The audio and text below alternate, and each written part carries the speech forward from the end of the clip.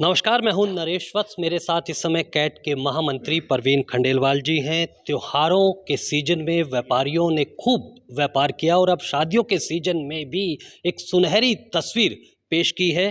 परवीन खंडेलवाल जी से बात करते हैं। परवीन जी, आपका जो कैट है वो लगातार आंकड़े दे रहा है। दिवाली पर दिए कि व्यापार हुआ है और अब शादियों का सीजन हुआ है। कितना व्यापार होगा, इसके बारे में?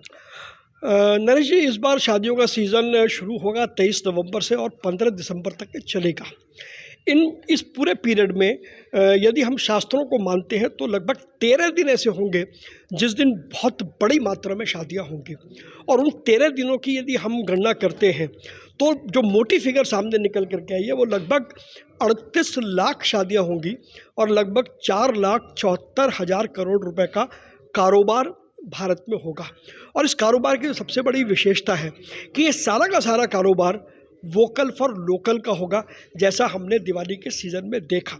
लेकिन यदि पिछले वर्ष से इसकी तुलना की जाए तो पिछले वर्ष इसी अवधि में लगभग 32 लाख शादियां हुई थी और लगभग 3,75,000 करोड़ का कारोबार हुआ था।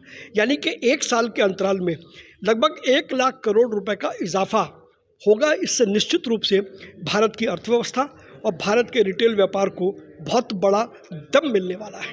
600 जिले देश भर के और 30 शहर आपने चुने हैं। हम ये जानना चाहते हैं कि इसका किस तरह से आपने पैमाना बनाया है इस सर्वे को लेकर? देखिए, हर राज्य में कुछ शहर ऐसे हैं जो बाकी राज्यों को सामान भेजते हैं। अब मिसाल के तौर पर अगर मैं बात करूं महाराष्ट्र की, तो महाराष्ट्र में बॉम्बे, पूना, नागपुर, ये 3 बड़े शहर हैं। नागपुर विदर्भ को कैटर करता है, पूना मराठवाड़ा को कैटर करता है और बॉम्बे बाकी पूरे महाराष्ट्र को कैटर करता है। और देश के बहुत राज्यों में सामान आता है। तो ये वो शहर हैं जो 30 शहर हमने अलग अलग राज्यों से निकाले हैं, जहाँ से पूरे देश की व्यापारिक गतिविधियाँ मोटे तौर पर संचालित होती हैं। तो इन जब भी हम सर्वे करते हैं, तो जैसे हम वेडिंग सीज़न का सर्वे कर रहे हैं तो पहले हम लिस्ट निकालते हैं कि वो कौन कौन से वर्टिकल हो सकते हैं जिसका वेडिंग सीज़न में इस्तेमाल होता है, चाहे वो गुड्स हो या सर्विसेज हो। फिर उन वर्टिकल की जो हमारी ट्रेड एसोसिएशंस हैं इन 30 शहरों में ख़ास तौर पर, उनसे बात की जाती है। वो अपने ग्राहकों से बात करते हैं और उसके बाद जो इनपुट उनका आता है हम उसको भी साथ में लेते हैं। इसके अलावा वो कौन से फैक्टर्स हैं जो फैक्टर कंज्यूमर के जेब में पैसा ज़्यादा भेजते हैं, तो उन फैक्टर्स की भी गणना करते हैं। और फिर 600 डिस्ट्रिक्ट का एक अंदाज़ा लगाया जाता है और उसके आधार पर ये फिगर निकाली जाती है।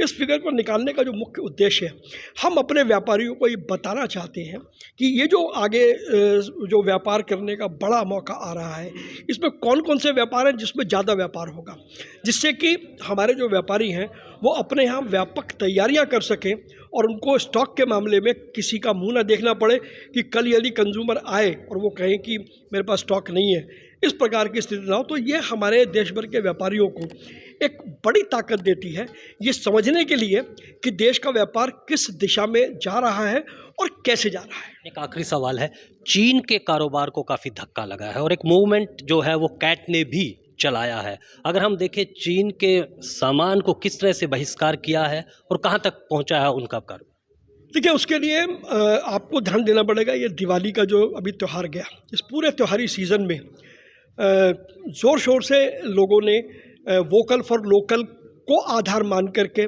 भारतीय उत्पाद की शॉपिंग करी।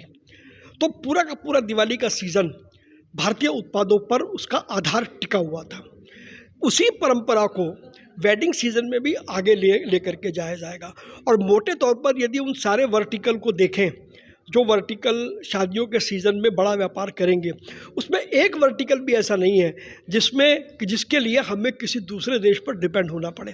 तो हमारा अपना मानना है कि निश्चित रूप से ये वेडिंग सीज़न भी 100% वोकल फॉर लोकल का एक नया इतिहास लिखेगा। और वोकल फॉर लोकल तो अब देश पर हर व्यक्ति के मस्तिष्क पर जादू बन करके बोल रहा है। तो वोकल फॉर लोकल, और अगर दूसरे शब्दों में कहें, भारतीय उत्पाद सबका उस्ताद।